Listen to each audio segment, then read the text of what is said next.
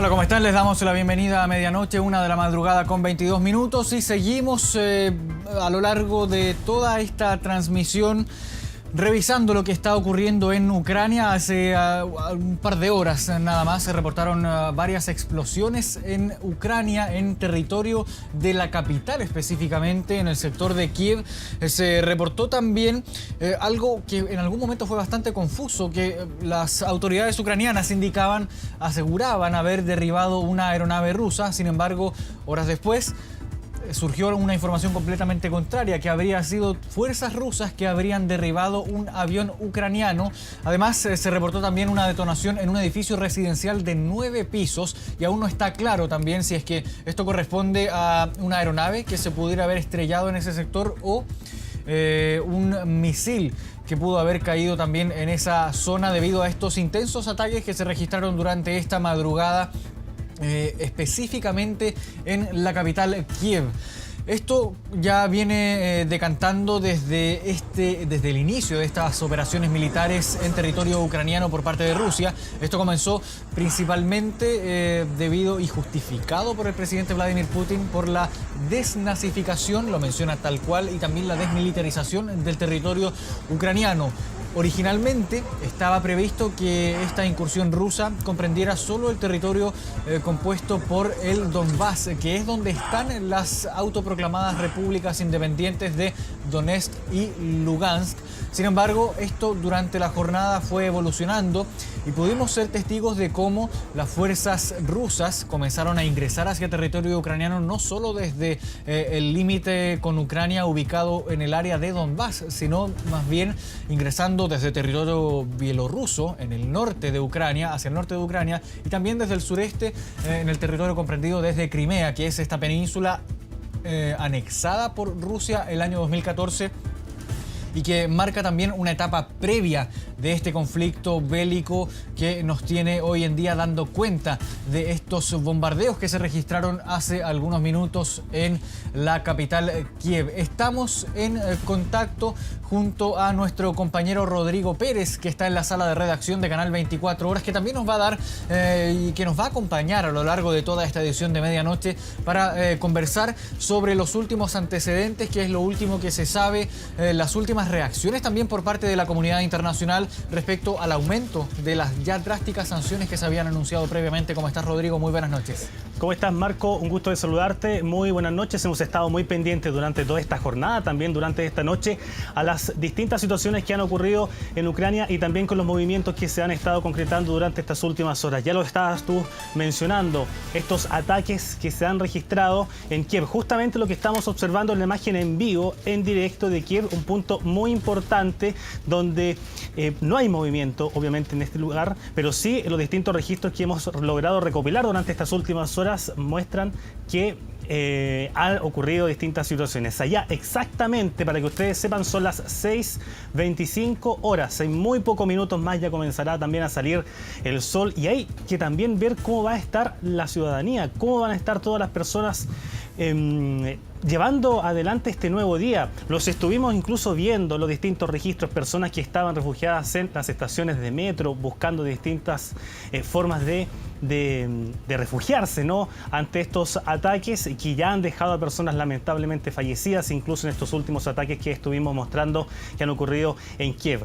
Sobre las distintas reacciones a nivel internacional, hemos estado hablando, por ejemplo, Francia, Nueva Zelanda, Estados Unidos. Justamente el secretario Antony Blinken aseguró hace algunos minutos nada más en su cuenta de Twitter que en respuesta al ataque premeditado, no provocado e injustificado de Rusia, nos centramos en las necesidades humanitarias urgentes de Ucrania. Agradecí también a Antonio Guterres por el compromiso de la ONU de brindar asistencia a Ucrania a pesar de las circunstancias extremadamente peligrosas y difíciles.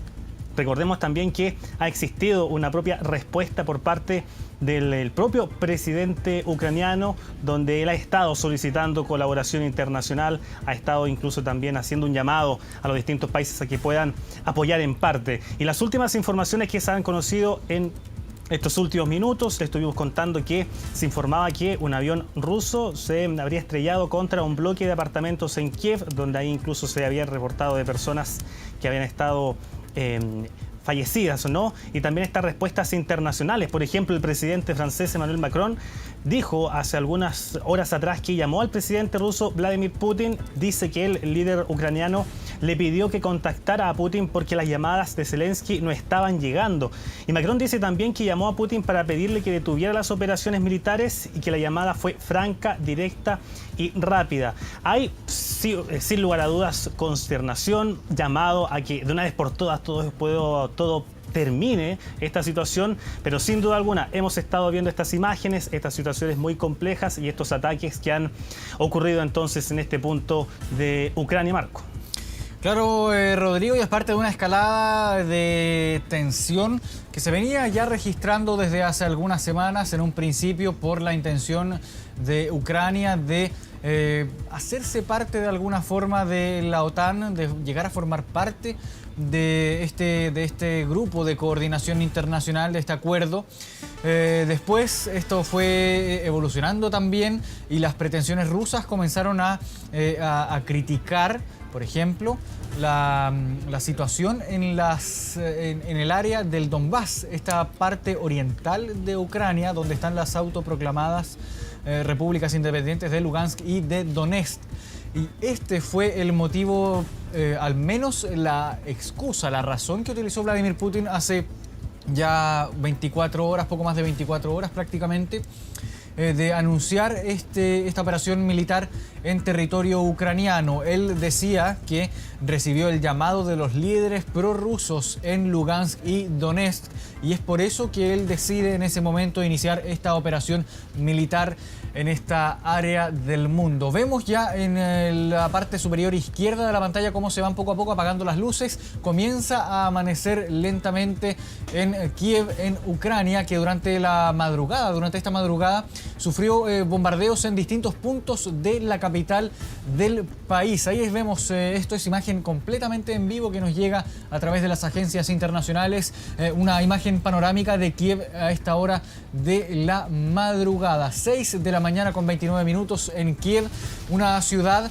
que en horas de esta noche recibió intensos bombardeos y que fue testigo también de un hecho bien particular y bien llamativo, y que ha estado generando debate.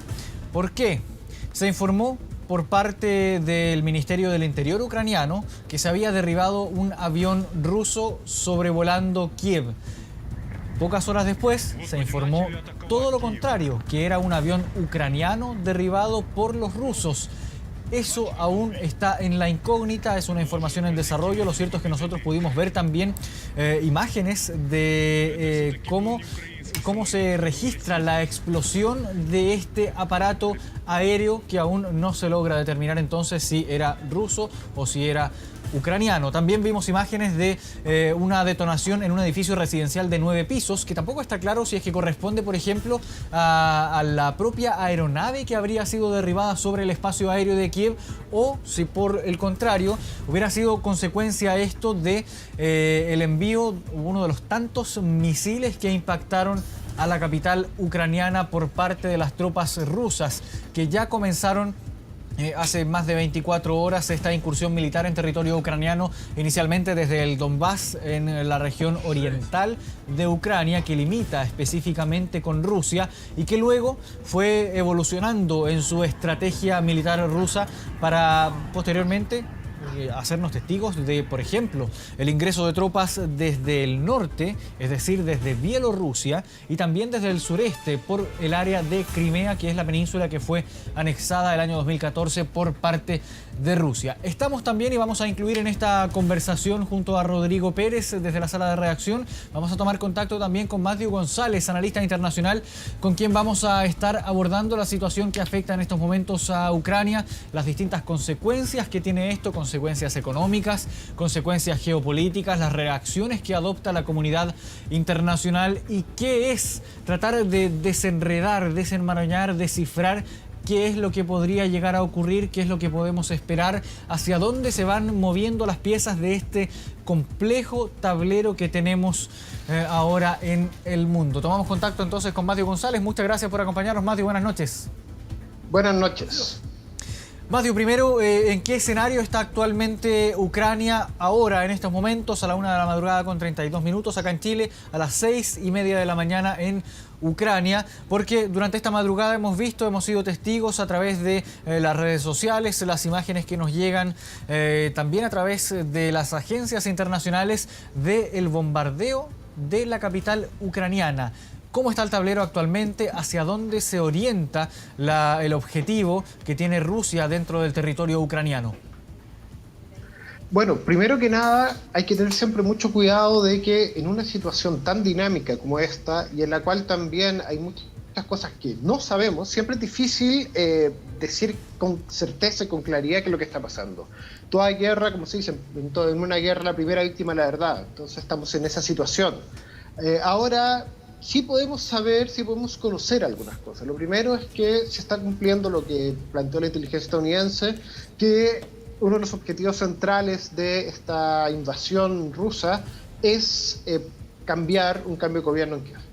Y al parecer lo están logrando, y también la inteligencia rusa indicó que en 48 horas de iniciar la guerra los rusos estarían llegando a Kiev.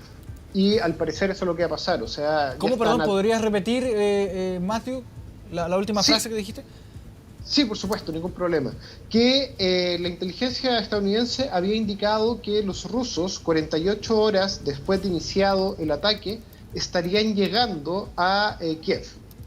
Y acá, efectivamente, estamos comprobando eso. Estamos viendo cómo los rusos probablemente durante el día de hoy lleguen a la capital ucraniana. Ahora, la gran pregunta, y eso no tengo la respuesta porque nadie la tiene, es si Ucrania, los ucranianos, el ejército ucraniano va a tratar de resistir en Kiev, va a tratar de hacer una guerra simétrica, va a utilizar justamente los misiles antitanques que le han sido entregados de forma bastante masiva por Occidente, sobre todo por Inglaterra y por los países bálticos y por Estados Unidos, y de esta forma va a tratar de realizar una guerra urbana en Kiev, o si es que va a o no tener la voluntad de luchar, o va a preferir replegarse hacia el sur del país, hacia el oeste del país, donde ahí puede tal vez tratar de efectivamente generar una línea de defensa. Eso hoy en día no lo sabemos, están esas posibilidades, estas tres posibilidades, y probablemente en las próximas 24 horas vamos a tener alguna respuesta al respecto. Ahora, ¿qué podemos esperar de la respuesta por parte del gobierno de Ucrania encabezado en este momento por Volodymyr Zelensky? Porque, mira, ¿te parece que pasemos a escuchar primero las declaraciones del mandatario ucraniano? Vamos a escuchar esas palabras y después las seguimos comentando. Hay muchas noticias falsas diciendo que me fui de Kiev. Yo me quedaré en la capital con mi gente y les digo a todos los socios de nuestro país, en este momento se está decidiendo el destino de nuestro estado y estamos solos. Dicen que están con nosotros, pero no están listos para unirnos a la OTAN. Es entonces la declaración entregada por el presidente ucraniano Volodymyr Zelensky, y esto nos viene también a dar luces de lo que se especula. Se hablaba que no estaría en el territorio ucraniano, se ha hablado de que podría llegar a dimitir. Dice Volodymyr Zelensky también que ha temido por su vida, por la de su familia también. ¿Cuáles son los escenarios que se comienzan a configurar a partir de lo que dice el propio mandatario ucraniano, Matthew? Bueno, creo que hay un par de cosas que hay que destacar, que son muy, muy importantes. La primera es que hoy en día Ucrania no tiene la iniciativa. La iniciativa estratégica, la iniciativa militar, todo este tipo de iniciativas están en manos de Rusia, que tiene un poder militar mucho mayor que Ucrania. Ahora, el gran tema, y lo que hay que tener muy en cuenta, es lo siguiente. En este discurso, el presidente ucraniano ha dejado en claro que tiene él la voluntad de quedarse en Kiev y por lo tanto tratar de resistir en Kiev. Ahora, la pregunta es, uno, si es que en las próximas 24 horas va a seguir haciéndolo o si va a huir. Algo similar a lo que, por ejemplo, pasó hace algunos meses en Afganistán, en el cual el presidente afgano también habló de que iba a resistir contra la ofensiva talibán, etcétera, y después salió huyendo. Ahora, puede ser que efectivamente el presidente ucraniano se quede y trata de encabezar una resistencia heroica en contra de la invasión rusa. Eso sería algo similar a lo que, por ejemplo, sucedió en Bosnia durante el asedio de Sarajevo a principios de los 90, en el cual el presidente bosnio se quedó en Sarajevo, encabezó la resistencia en Sarajevo contra las fuerzas serbias, y en gran parte gracias a eso Sarajevo logró resistir, porque tenía ahí el sacrificio personal y el ejemplo de su presidente, que al quedarse ahí logró incentivar la resistencia bosniaca. Entonces están estos escenarios abiertos. Ahora también el gran problema es saber si es que la población lo va a seguir. Si es que el presidente ucraniano se queda en Kiev, pero ya sea el ataque ruso muy fuerte o no hay una voluntad de parte de la población de Kiev de resistir, entonces probablemente ahí va a terminar siendo capturado por los rusos. Y ahí entonces abre también esta posibilidad. O sea, ahí nuevamente estamos en una situación muy dinámica. Claro, y es bien complejo también lo que tú mencionabas sobre si es que el presidente va a llegar o no a tener un apoyo ciudadano suficiente, porque hay que considerar también que Volodymyr Zelensky no es un personaje nacido desde la política, es un actor que llega al poder en medio de una crisis institucional también dentro de la propia Ucrania, que es un país que ha sido muy convulsionado desde su creación. Es decir, podemos estar aquí frente a un escenario bien complejo. No sabemos si es que va a tener un séquito, por llamarlo de alguna forma, o una base de apoyo fuerte y suficiente para lograr eventualmente llegar a resistir frente a esta incursión militar rusa en territorio ucraniano, o si es que pueda llegar en algún momento a dimitir, en definitiva. Y en este caso, quisiera preguntarte también ante las posibilidades de que el mandatario pueda eventualmente llegar a ser abatido, no lo podemos descartar porque el territorio está bajo ataque, o que el mandatario llegue en algún momento a dimitir. ¿Qué ocurre ahí con la cúpula de poder ucraniana, con los estamentos gubernamentales? ¿De qué forma puede llegar a resistir un país en este tipo de contexto?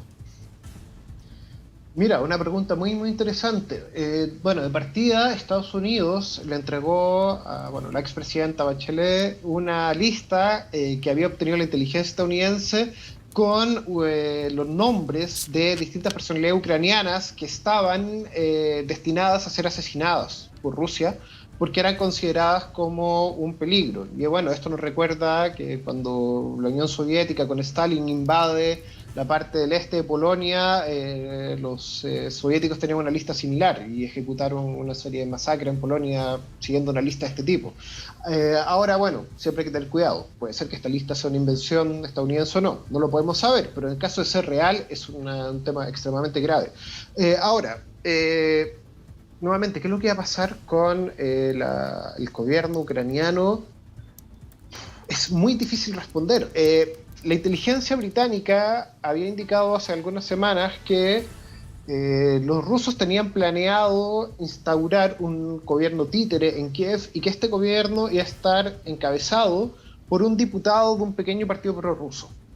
Este diputado salió inmediatamente a desmentir eso, diciendo que esto eran fabricaciones de Occidente, pero podemos imaginar que él o alguna otra figura del ambiente prorruso, de los movimientos más prorrusos, sean instaurados en el poder por parte de Ucrania. Ahora, la pregunta, y en eso no tengo respuesta, porque para tener respuesta debería tener una capacidad de ver el futuro, que no la tengo, es qué tanto la administración del Estado ucraniano seguiría una figura así. Si pasaría algo similar a, por ejemplo, lo que pasó en Francia durante la Segunda Guerra Mundial, en el cual una vez que capitula Francia, la mayor parte de la administración del Estado se acepta esta capitulación y por lo tanto pasa a funcionar bajo un régimen de ocupación, o si es que habrá una resistencia importante de parte de la población y de parte del aparato burocrático estatal ucraniano en contra de esto.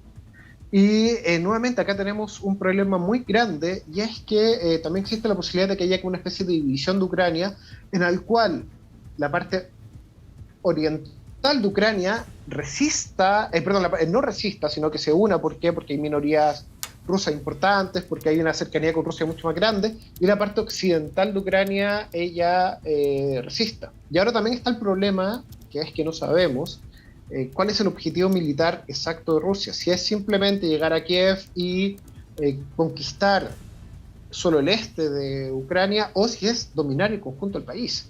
Y ante eso, efectivamente, los escenarios que se abren son muy, muy distintos. Y las posibilidades de que haya una insurgencia, que haya una resistencia, etcétera, también son muy distintos.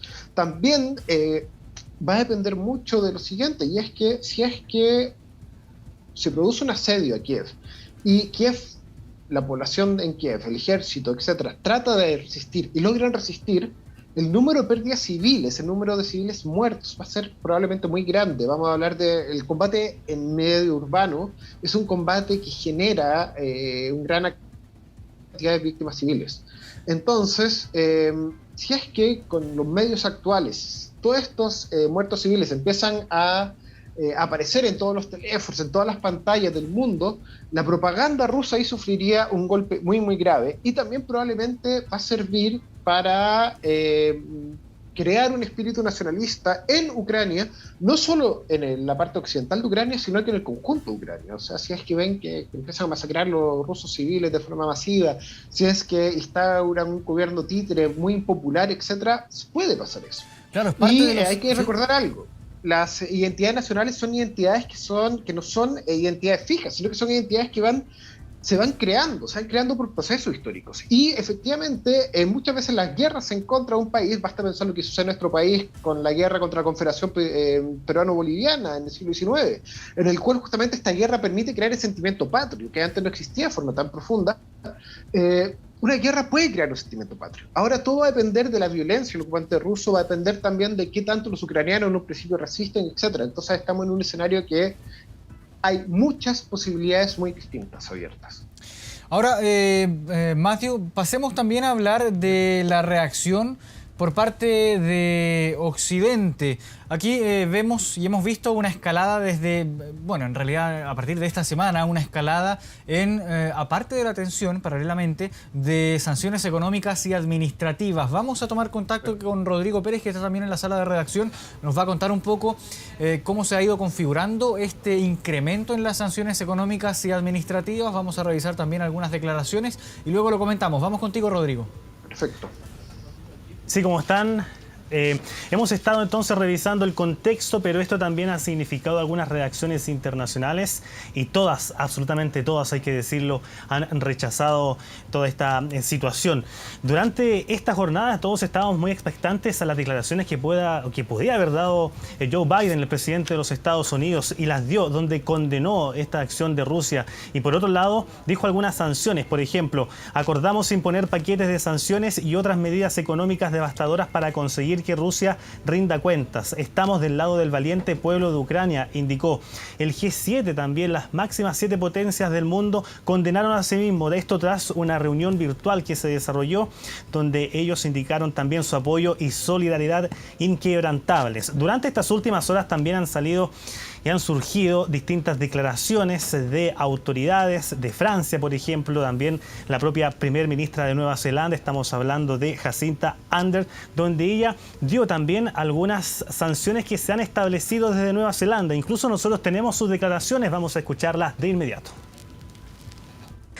Nueva Zelanda ha implementado inmediatamente una serie de medidas en respuesta a las acciones de Rusia. Estas son la introducción de prohibiciones de viaje específicas contra funcionarios del gobierno ruso y otras personas asociadas con la invasión de Ucrania. Esto está en línea con varios de nuestros socios. Estas medidas prohibirán que las personas seleccionadas obtengan visas para ingresar o transitar por Nueva Zelanda.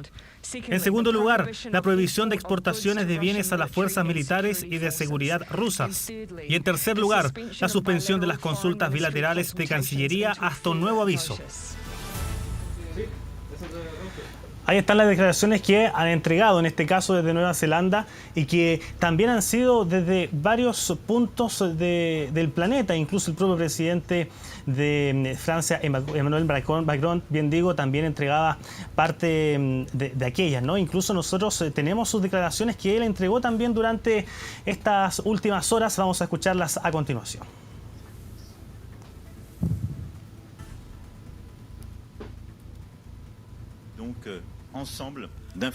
Por lo tanto, decidimos juntos golpes muy severos a Moscú, tanto en personas como en sectores que también se complementarán con medidas gubernamentales. Varios trabajos en particular sobre bienes personales y una serie de medidas de personalidad. Además, en estas medidas de tensión también vemos al régimen bielorruso, que es cómplice de este otro, y quiero insistir en este punto, dado los recientes hechos desarrollados en él.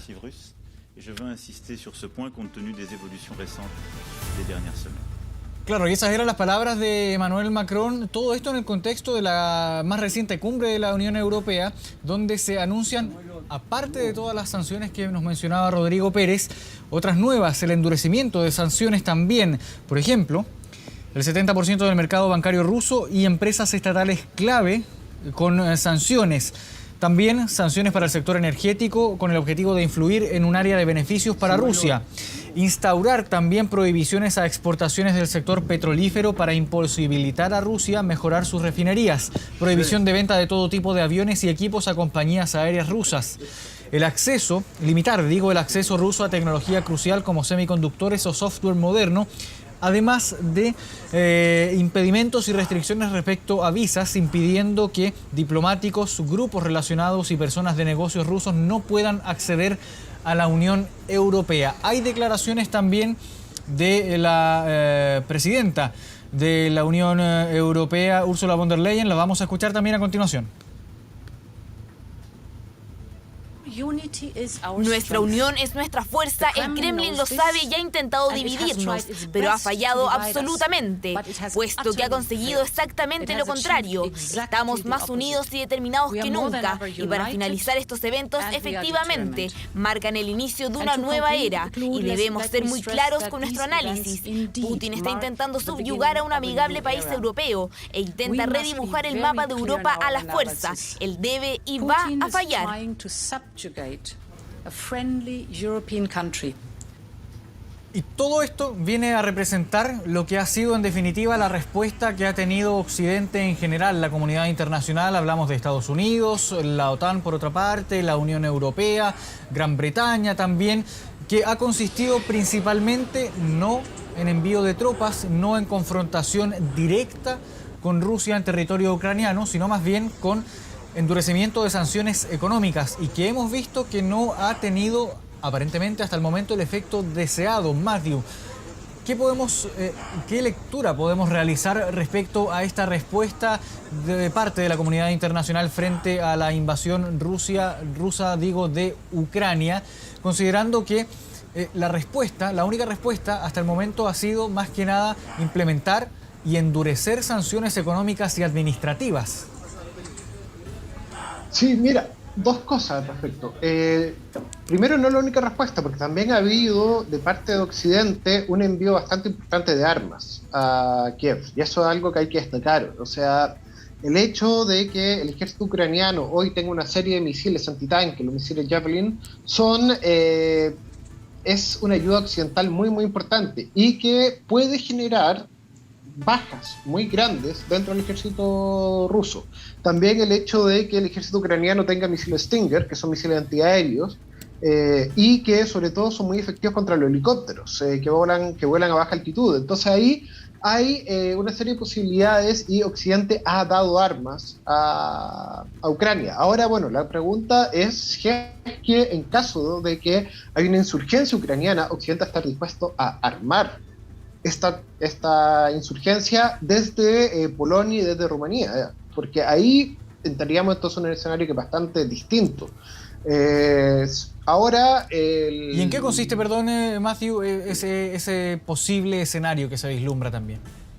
Bueno, ahí está, sería la posibilidad de que tengamos una situación similar a la de Afganistán en los 80, en el cual desde Pakistán Estados Unidos armó toda una insurgencia en parte islámica en contra de la ocupación soviética de Afganistán, y que justamente Pakistán permitía tener un refugio y una base para esta insurgencia, una base de entrenamiento, base para también tomar decisiones estratégicas, etcétera, y que probablemente la insurgencia afgana sin estas bases en Pakistán no hubiese tenido éxito.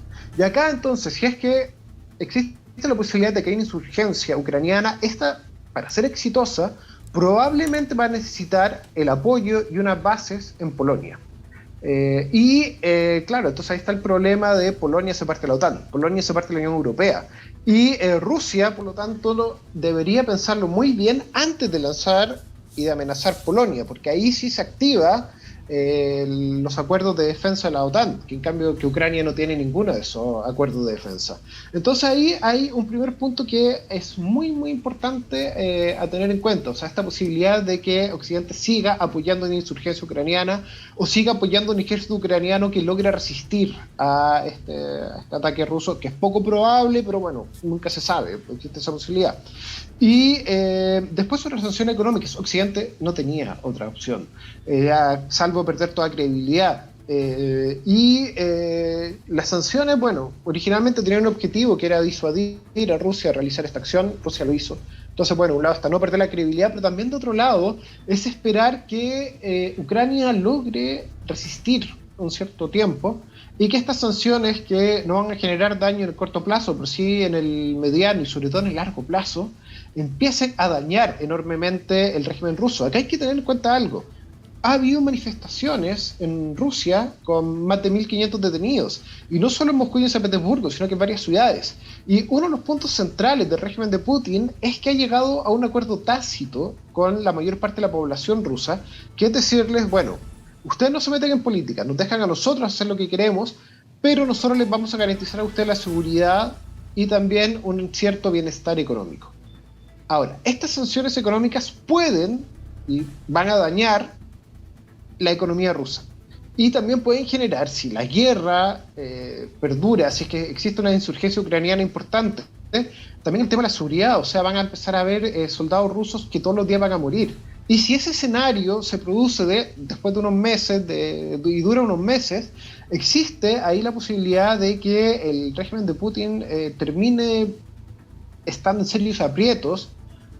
Algo similar a lo que pasó con el régimen soviético, que la guerra de Afganistán significó su tumba. Y acá entonces podríamos estar en una situación similar en que una mezcla de un lado la insurgencia y del otro lado las sanciones económicas terminan por mostrar que este gigante ruso finalmente es un gigante con los pies de barro y que termina derrumbándose. Ahora es una posibilidad, y otra posibilidad también es una victoria rápida del régimen ruso, la instauración de un gobierno prorruso en Ucrania, la anexión de parte de Ucrania a Rusia, y en ese caso Putin saldría reforzado. ¿Por qué? Porque lograría finalmente restaurar parte del imperio de los zares y sin un mayor precio, y en ese caso Occidente probablemente después de unos meses estaría obligado a empezar a levantar las sanciones y a ir avanzando hacia un acuerdo con Putin al respecto.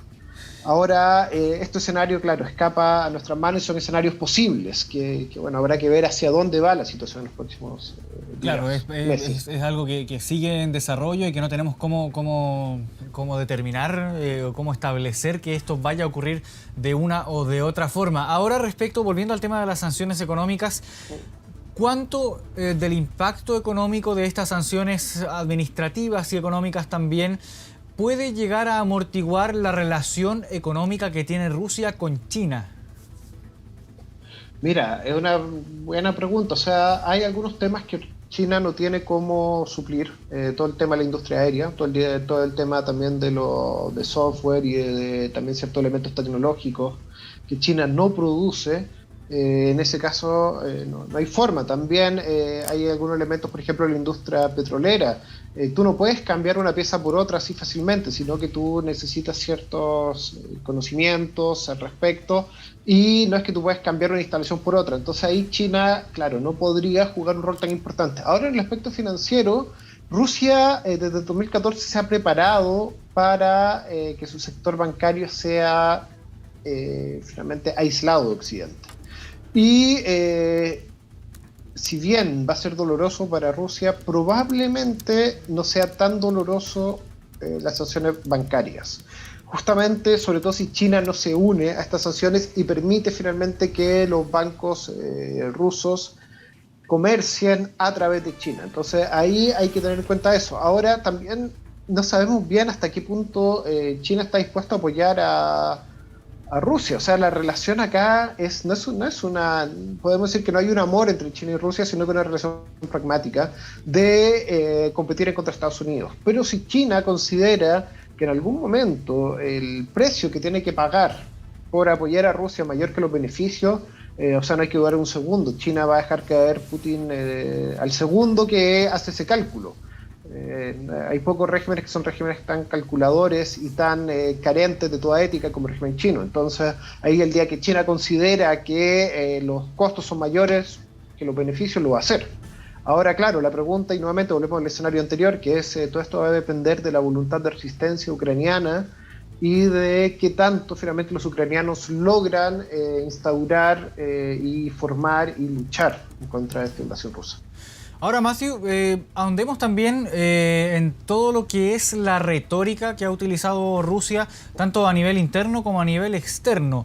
Si analizamos el anuncio, el discurso oficial en el que Vladimir Putin confirma por primera vez que va a iniciar esta operación militar que hoy ya conocemos que es a gran escala en territorio ucraniano, él lo justifica diciendo que lo que busca es desmilitarizar, pero también desnazificar, a Ucrania.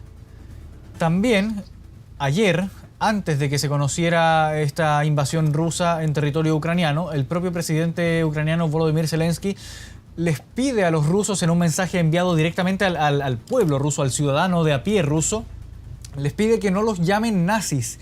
Lo que podemos ver es que aparentemente el aparato ruso ha estado calificando interna y externamente a Ucrania como un país con mucha presencia nazi. ¿A qué se debe esta situación y por qué la retórica que utiliza Vladimir Putin aquí para justificar esta operación militar se centra también en tratar como nazi a Ucrania?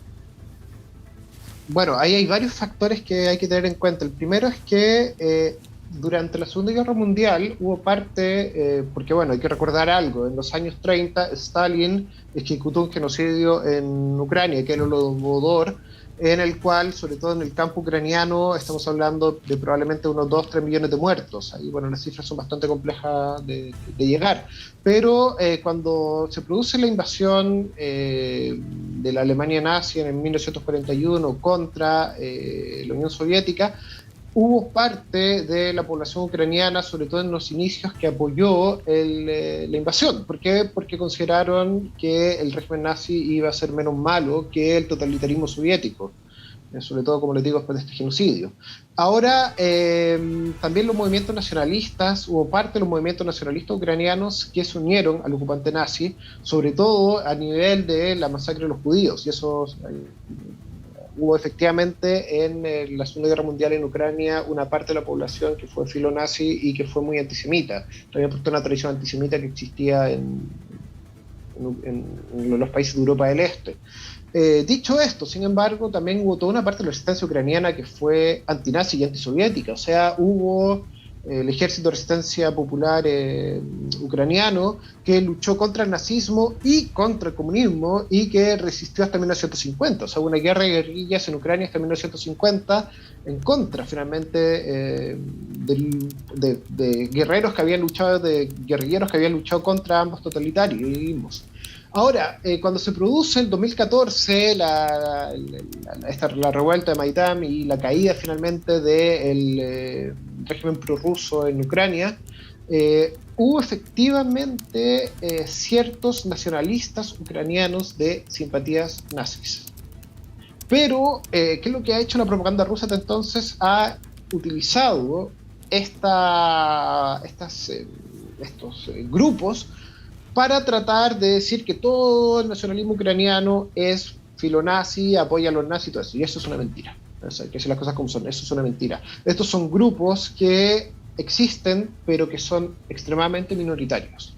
Ahora, es cierto que en 2014, cuando el ejército ucraniano estaba cayéndose en pedazos, hubo ciertos grupos de simpatía nazi que lucharon y que permitieron sobre todo mantener el frente en el Donbass para evitar un avance mayor de las tropas rusas y de los separatistas prorrusos. Entonces, acá, ¿qué es lo que tenemos? Tenemos que Rusia está utilizando una situación que realmente existe, que es que hay ciertos grupos pro-nazis dentro, o de simpatía nazi o neonazis dentro de Ucrania, pero a partir de eso genera una mentira. Y esa mentira ha llevado a que, por ejemplo, Rusia indique, sin presentar ni una sola prueba, de que ha habido un genocidio contra la población rusa o de origen ruso o de cultura rusa en el este de Ucrania. Eso, nuevamente, también es otra mentira de la propaganda rusa. Rusia lleva años diciendo eso y, sin embargo, nunca ha presentado, en 8 años, no ha presentado ni una sola prueba de este genocidio.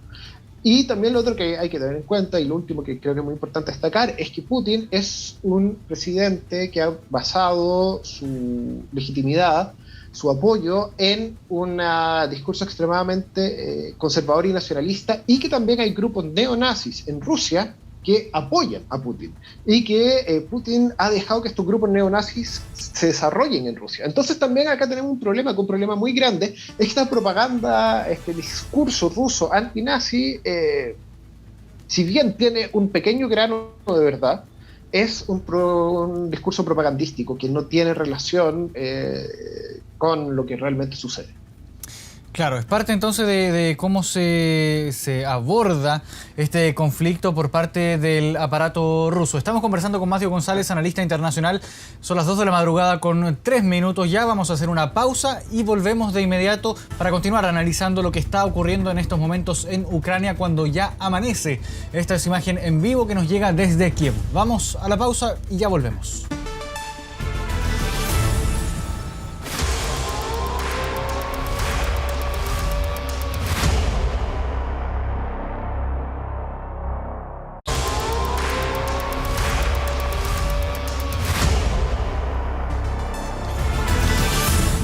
Dos de la madrugada con 10 minutos, estamos con imagen en vivo desde Kiev y en estos momentos, hace 10 segundos nada más, dejaron de sonar las sirenas, nuevamente sirenas para alertar a la población ante aparentemente un eventual ataque aéreo. Sonaron nuevamente las sirenas cuando allá en Kiev son las 7 de la mañana con 10 minutos. Debería ya estar concluyendo también el toque de queda en el territorio ucraniano. Y hace poco más de un minuto nada más pudimos escuchar algo de las sirenas que comenzaron a sonar nuevamente en ese territorio, así que nos vamos a mantener bien atentos a lo que pueda llegar a ocurrir en la capital de Ucrania. Esto considerando y poniéndolo en contexto que hace algunas horas se registraron nuevos ataques con misiles en la capital ucraniana y también finalmente se confirmó que el avión derribado sobre el espacio aéreo de Kiev era un avión ruso y que habría sido derribado entonces por las defensas antiaéreas de Ucrania. Vamos a retomar el contacto. Estamos junto a Matthew González, analista internacional, y aquí en la sala de redacción de Canal 24 Horas estamos junto a Rodrigo Pérez. Rodrigo, te damos el pase para que nos cuentes también las últimas actualizaciones, los últimos datos que se conocen respecto a este conflicto bélico en territorio ucraniano. Rodrigo. Sí, seguimos muy pendientes a toda esta situación.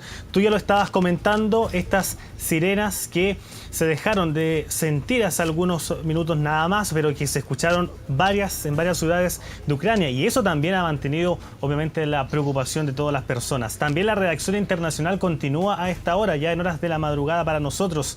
Antonio Guterres, el secretario general de la ONU, en su cuenta de Twitter, escribió hace algunos minutos nada más que con el aumento del número de muertos, estamos viendo imágenes de miedo, angustia y terror en todos los rincones de Ucrania. La protección de los civiles debe ser la prioridad número 1. También señala, debe respetarse el derecho internacional humanitario y derechos humanos. Esta situación, los ataques que se han registrado, también ha sido un punto de debate, por ejemplo, en las comparaciones que se han hecho entre las fuerzas rusas con Ucrania. Solamente para tener algunos datos fundamentales para entender todo esto. Se estima que Rusia dispone de una fuerza de 2.900.000 soldados entre activos y reservistas. Incluso hay algunos que podrían estar disponibles en ese caso. Ucrania suma 1.100.000. En cuanto a los aviones de combate, Rusia dispone de 1.511, Ucrania solamente 98. Y revisemos también los helicópteros de ataque. Rusia suma 544 y Ucrania solamente 34. Y las fuerzas de tierra, porque esto es muy importante considerar. Rusia tiene 12.240 tanques y Ucrania tiene 2.596. Las diferencias ahí son bastante significativas. Y si comparamos, por ejemplo, la artillería remolcada, Rusia dispone de 7.571 piezas y Ucrania 2.040. Y también otro de los datos que se han estado conociendo durante estas últimas horas es que, por ejemplo, Rusia tiene algunos aviones de combate en las fronteras. Y, por ejemplo, también los funcionarios occidentales estimaron que Rusia tenía hasta 190.000 soldados solamente rodeando la frontera, mucho más que todo el ejército regular de Ucrania, que sería de 125.600 efectivos. Esas son las diferencias que se han estado estableciendo, bien digo, durante todo este conflicto, ¿no? Entre Rusia y Ucrania, y también el poder, bien digo, militar que tiene Rusia. Claro, parte entonces de la actualización, sonaron nuevamente las sirenas entonces en gran parte del territorio ucraniano, también en la capital en la capital Kiev. Sonaron también las sirenas hace algunas horas en Odessa.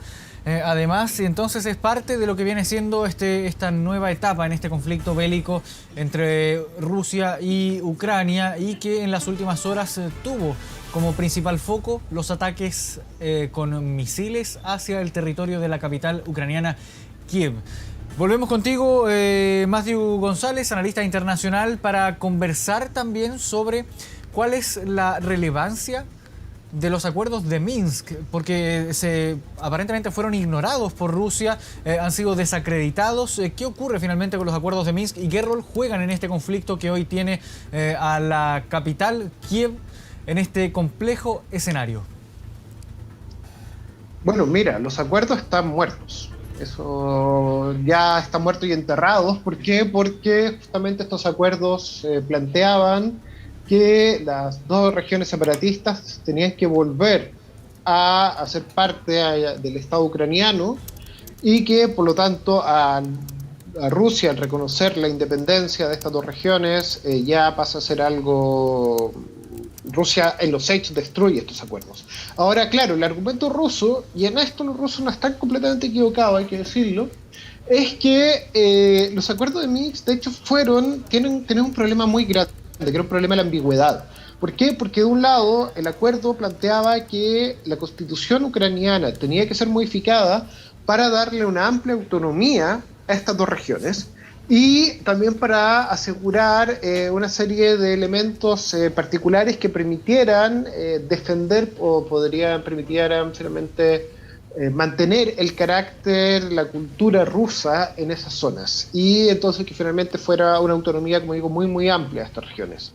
Y a cambio de esto, entonces Rusia iba a presionar a estas regiones para que vuelvan a estar bajo control del Estado ucraniano. Ahora, el problema es que los acuerdos no planteaban qué es lo que tenía que venir primero. Si es que tenía que primero esta zona volver a estar bajo control ucraniano y después Ucrania iba a modificar su constitución, o si es que primero Ucrania tenía que modificar su constitución y después volvían a estar bajo control ucraniano. ¿Y qué es lo que pasó? Pasó que Rusia defendía la interpretación de que Ucrania tenía que primero modificar la constitución y después pasaran a estar bajo control del Estado ucraniano, y los ucranianos lo contrario. Y entonces desde los acuerdos Minsk II, que son de 2015, desde hace 6 años y medio, estamos en esa situación en la cual los acuerdos no fueron aplicados. Entonces, en los hechos concretos ya llevaban bastante tiempo como letra muerta en ese aspecto. Claro, y es parte también de todo este contexto que involucra lo que está ocurriendo ahora en Ucrania. Hablemos también de las consecuencias económicas que puede llegar a tener esto. Habíamos hablado previamente esto en Canal 24 Horas. ¿Qué ocurre con el comercio de granos de trigo tras el ataque de Rusia a territorio ucraniano, Matthew? Sí, bueno, mira, la esfera económica no es la esfera tan grande de mi especialidad, entonces ahí voy a... Pero hay algunas nociones que sí manejo, así que voy a hacerlo más general posible. El tema es que Ucrania efectivamente es uno de los grandes productores de trigo en el mundo. De hecho, hoy en día estaba conversando con unos amigos que trabajan en cooperación internacional en África y me contaban que gran parte del trigo que se consume en África viene de Ucrania y que de hecho la mayor parte de la exportación de trigo ucraniana va hacia los países africanos y también hacia algunos países asiáticos. Y que África, que ya está muy afectada por la pandemia, con esto va a estar todavía peor. Entonces ahí hay un problema que es efectivamente un problema muy grande en el cual los países africanos que tienen una resiliencia menor a estas crisis van a estar mucho más afectados. Y también, bueno, por ejemplo, va a afectar indirectamente a nuestro país. En nuestro país, hasta donde tengo entendido, no recibe trigo desde Ucrania. Pero si el precio del mundial aumenta, bueno, vamos a estar afectados todo nuestro bolsillo. Entonces ahí hay una serie de problemas que son muy grandes. Ahora también Ucrania no es solo un país que exporta trigo, también, bueno, un país productor de papa, un país productor de maíz, y también es un país que tiene una industria minera bastante importante. Es uno de los grandes productores de hierro, es también productor de uranio y productor también de algunas, las llamadas tierras raras. Entonces ahí hay problemas que pueden afectar el conjunto de la industria mundial, una industria que ya está efectivamente muy afectada por la crisis del COVID, y esto podría generar todavía más problemas. Ahora, claro, todo va a depender de qué tanto dura esta guerra. Si es que Ucrania se rinde en 10 días más, las consecuencias económicas, aparte, bueno, alguna gente que apostó en las bolsas, no van a ser mayores. Ahora, en cambio, si es que esta guerra se prolonga en el tiempo, si es que empieza a haber una insurgencia ucraniana importante, entonces, claro, ahí los costos no van a ser solo para los especuladores financieros, sino que van a ser para todos nosotros. Ahora, Matthew, Dime. perdón, quisiera profundizar también en cómo informa Rusia a sus propios ciudadanos en cómo está llevando a cabo este conflicto. Y te lo pregunto porque en 24 horas central, hace un par de horas, Constanza Santamaría conversó con una periodista rusa y ella entregaba la versión oficial por parte del Ministerio de Defensa ruso, que le informaba a sus propios ciudadanos que el objetivo y donde se estaba concentrando toda la operación militar rusa fuera de sus fronteras era principalmente en la zona del Donbass. Sin embargo, lo hemos visto, han ocurrido ataques en Odessa, en distintos puntos de Ucrania. También durante esta madrugada se efectuaron ataques con misiles a territorio de la capital ucraniana, en Kiev. Entonces, ¿no se condice esto con lo que informa Rusia a su propia población? ¿Qué es lo que está ocurriendo aquí en materia informativa?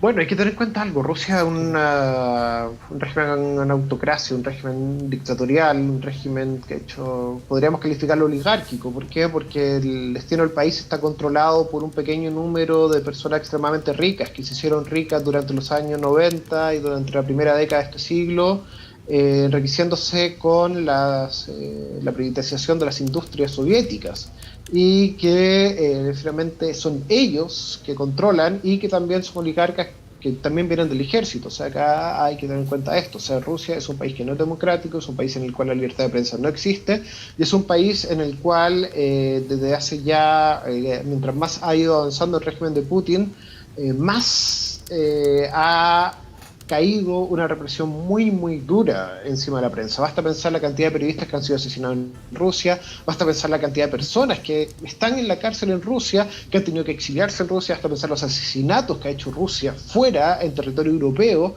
contra disidentes rusos. Entonces, estamos hablando de un régimen que es un régimen totalitario, un régimen en el cual la gran parte de lo que informan los medios es propaganda. Ahora, basta también pasearse, por ejemplo, si uno va al sitio de RT en español, que es este canal de comunicación ruso, la CNN rusa, podríamos decir. Cualquiera de los oyentes puede ir ahora y basta que tome su teléfono y vaya, ponga en Google RT español y puede ver el grado de propaganda. De hecho, en este sitio web, en este portal de noticias, no están hablando de invasión, hablan de operación militar, y todo lo que dicen operación militar, y plantean casi que Ucrania es la que agredió a Rusia. De hecho, deja como insinuar eso. Entonces estamos acá hablando finalmente de una situación en la cual la propaganda no hay que tener mucho cuidado con esta propaganda. Ahora, dicho esto, hay que tener también en cuenta algo. Si bien existe esto, en Rusia, sobre todo en las grandes ciudades como Moscú y San Petersburgo, hay una capacidad para conocer noticias de afuera. También hay, a través de redes sociales, una cierta intercambio de información. No estamos hablando de un caso como el caso chino, en el cual el control de Internet es absoluto. En Rusia el control de Internet no es absoluto. Hay noticias que llegan y hay una parte de la población rusa que está informada, no a través de la propaganda oficial del régimen, sino que está realmente informada de lo que sucede. Y son ellos finalmente los que salieron a protestar contra la guerra hoy día en varias ciudades rusas. Y ahora, claro, el problema que se enfrentan todos los regímenes totalitarios es que si es que Ucrania logra resistir, si es que los muertos se empiezan a sumar, si es que familias rusas empiezan a enterrar a sus seres queridos, la diferencia entre la propaganda oficial y la situación en el terreno y la situación, lo que viven día a día los rusos, va a terminar también dañando el régimen. Ahora todo esto nuevamente depende de qué tan rápido Rusia logra, o el régimen de Putin más bien logra conquistar, logra doblegar a Ucrania, y también de la capacidad de resistencia ucraniana. Y en esto entonces también, si es que Rusia gana rápidamente, la propaganda del régimen de Putin va a salir reforzada. Va a ser reforzada porque va a ser un gran triunfo nacionalista, que fue lo que pasó, por ejemplo, en 2014 cuando anexaron Crimea, en el cual ahí hubo manifestaciones al favor en las calles y la oposición fue muy acallada en ese aspecto. Ahora hay que considerar también otro elemento, que es que esta vez no ha habido casi manifestación en Rusia a favor de la guerra, ni siquiera el régimen ha podido o ha tratado de crear estas manifestaciones, que en cambio ha habido manifestaciones bastante masivas para hacer Rusia en contra de la guerra. Ahora nuevamente, ¿van a durar estas manifestaciones? ¿Qué tan dura va a ser la represión que va a ejercer el régimen ruso en contra de ellos, etcétera? Ahí nuevamente otra incógnita que estamos. ¿Y qué pasa si es que, por ejemplo, la guerra dura y empieza a haber huelgas? Que fue un poco lo que pasó durante la Primera Guerra Mundial, en que el ejército ruso, zarista, perdió su capacidad de combate debido a las huelgas que hubo. Entonces acá nuevamente estamos en un escenario en el cual muchas cosas distintas pueden suceder, porque hay acá toda esta situación. Y ahí también está el tema por ejemplo, si es que los rusos empiezan a sufrir pérdidas muy grandes debido a que Occidente arma una insurrección ucraniana, esta insurrección ucraniana está decidida a resistir y logra resistir, entonces bueno, ahí el escenario muy distinto en ese aspecto. Bien, Matthew González, queremos agradecer a nombre de todo el equipo esta conversación bien ilustrativa, bien explicativa, que nos ayuda a comprender todo el contexto que rodea este conflicto bélico y que tiene actualmente a Rusia invadiendo territorio ucraniano con ataques durante esta madrugada, ataques directos también hacia la capital. Así que de verdad queremos agradecer profundamente este contacto porque nos permite también dar a conocer a toda la población aquí en Chile todas las implicancias que tiene este conflicto. Matthew González, analista internacional, gracias por haber conversado junto a Medianoche en Televisión Nacional de Chile y Canal 24 Horas. Muchas gracias a ustedes por la invitación. Buenas noches. Buenas noches. Vamos ahora con informaciones de último minuto con Rodrigo Pérez, que está en la sala de redacción de Canal 24 Horas. Vamos contigo, Rodrigo. Sí, Marco, las imágenes que nosotros vemos ahora en la Plaza de la Independencia, en Kiev, Ucrania, pero siguen también llegando distintas noticias, esta vez relacionada con el aeropuerto en Rivne, en el oeste de Ucrania, donde hace algunos minutos nada más se confirmó que las tropas rusas están bombardeando ese punto y no se han producido hasta el momento daños graves, según lo que se ha informado. Repetimos entonces que las tropas rusas están bombardeando el aeropuerto en Rivne, en el oeste de Ucrania, y que no se han registrado daños graves hasta el momento. Y también lo que hemos podido encontrar en las redes sociales, porque hay mucha información también, eso hay que mencionarlo, mucha información que tiene que ser verificada, pero el staff general de las Fuerzas Armadas de Ucrania, en su cuenta de Facebook verificada, hacen un balance y dice, lo voy a leer: información actual a partir de las 6 de la mañana de este 25 de febrero con respecto a la invasión rusa. Dicen, esta noche las fuerzas de defensa continuaron su resistencia a un importante grupo grupo ofensivo de ocupantes rusos. El oponente infligió un ataque aéreo a unidades en la zona de la ciudad de Mark y también se observó una actividad significativa de helicópteros enemigos en 2 zonas. Tropas de asalto aerotransportadas de las Fuerzas Armadas de Ucrania están llevando a cabo combates en áreas donde un gran número de equipos blindados enemigos ha avanzado y ha detenido también estas fuerzas enemigas. Otro grupo táctico también indican de las fuerzas de defensa mantienen el aeropuerto de Gostomel, a los que incluso los paracaidistas rusos acudieron durante la última jornada. Es parte del balance que realiza, como indicamos, el Staff General de las Fuerzas Armadas de Ucrania en su cuenta de Facebook verificada, donde ellos han estado también publicando distintas informaciones referentes y lo que ya les estábamos comentando.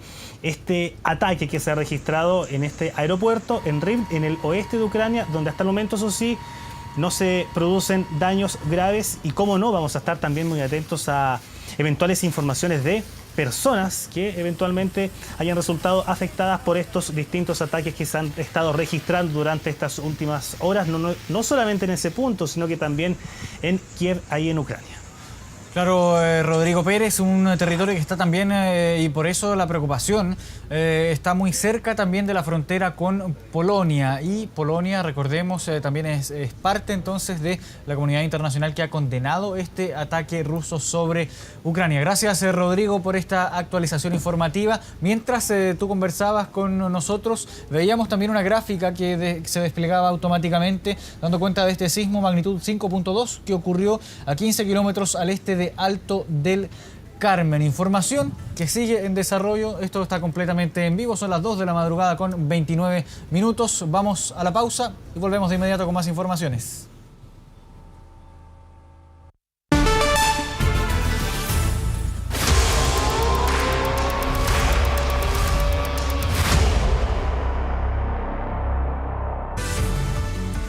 Dos de la madrugada con 36 minutos, seguimos en medianoche, ahora vamos a revisar noticias nacionales también, seguimos bien atentos a lo que está ocurriendo, por supuesto, en territorio ucraniano. Vamos con noticias nacionales, un plan integral fortalecido, más allá de un estado de excepción, es lo que va a buscar implementar la futura ministra del Interior, Isquia Siches, esto en la macrozona norte, para contener la compleja crisis migratoria. La futura jefa de gabinete sostuvo diversas reuniones este jueves, mientras los otros futuros ministros continuaron con sus citas bilaterales con la actual administración. Un plan de trabajo para la macrozona norte que abarque más que un estado de excepción será conocido próximamente, aseguró la futura ministra del Interior, Isquia Siches. Este jueves se reunió con alcaldes y gobernadores de la zona y los últimos días sostuvo encuentros con carabineros, la PDI y organismos internacionales para idear una propuesta que contenga la crisis migratoria cuando asuman el gobierno el próximo 11 de marzo.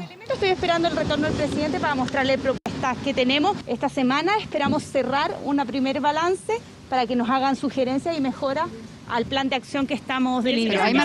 Extensa reunión con los jefes comunales y gobernadores regionales, instancias que buscó abordar íntegramente la situación migratoria e identificar los principales focos de atención de las autoridades, donde el tema central fue la seguridad. La idea es estar atento a la propuesta final que va a hacer la ministra. Fue una reunión de mucha interacción, de mucho diálogo, en donde pudimos dar cuenta de la situación que vivimos, pero también pudimos hacer algunos planteamientos. Paralelamente se desarrollaron las reuniones bilaterales en diversas carteras entre la administración entrante y saliente. Maya Fernández, futura ministra de Defensa, visitó a Baldo Procuriza. Es de las cosas que, vuelvo a repetir, es muy importante mantener, que estos tipos de encuentros republicanos. No hubo temas secretos, se hablaron todos los temas que ella ha planteado. La diputada asistió a la cita en compañía del futuro subsecretario de las Fuerzas Armadas, Galo Edelstein, quien fue criticado hace semanas por sectores de Chile Vamos que cuestionaron su rol en el cierre de la Universidad Arcis cuando este era su vicerrector de gestión. Su secretario merece todo mi respeto, tiene una trayectoria, tiene un currículum. ¿Pero algo que decir? No, por ahora no. En su defensa. En su defensa, claro. No tengo nada que defender. Gracias. Nada que defender ni tampoco aclarar. Ya llegará el momento de aclarar. demoramos un poquito, ¿no? En la bilateral de deportes se reunió la actual titular Cecilia Pérez, con quien será su sucesora, Alexandra Venado. La futura ministra de esa cartera respondió a las acusaciones en su contra por deficiente gestión y maltrato laboral de parte de exfuncionarios de Londres 38, cuando la exfutbolista se desempeñó como coordinadora del espacio. Estos hechos ya están aclarados, han sido de conocimiento público. Efectivamente, el sumario o las cosas que se dictaminaron en ese momento ya están aclaradas. Jornada en la que también se desarrolló la reunión de traspaso en el Ministerio de Vivienda. Felipe Ward recibió a su sucesor, el senador Carlos Montes. Creo que va a permitir seguir haciendo algo que simbólicamente quisimos demostrar a través de un regalo, que es un casco. Este es un ministerio en el que hay que estar mucho en la calle, estar con los dirigentes. Sabemos que los desafíos son grandes. Aquí el país tiene hoy día un gran déficit habitacional. Por último, fue el turno de la reunión en Cancillería entre las ministras saliente y entrante, Carolina Valdivia y Antonia Urrejola. La cita estuvo marcada por el ataque militar de Rusia a Ucrania. Reuniones en la previa del nombramiento de seremis y delegados presidenciales. Eso mientras se espera que el presidente electo Gabriel Boric retorne a la capital durante el fin de semana para retomar su agenda previo al cambio de mando.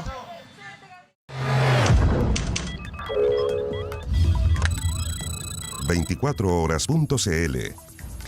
Y vamos a nuestro portal de noticias con las últimas actualizaciones que trae este portal respecto a la situación que está afectando a Ucrania, esta invasión por parte de las fuerzas rusas en territorio ucraniano. Y está ahí también lo que habíamos comentado a lo largo de esta edición, el derribo por parte de las fuerzas ucranianas de un avión ruso que se efectuó durante esta noche. Todo esto en medio de un contexto de bombardeos a la capital ucraniana, Kiev.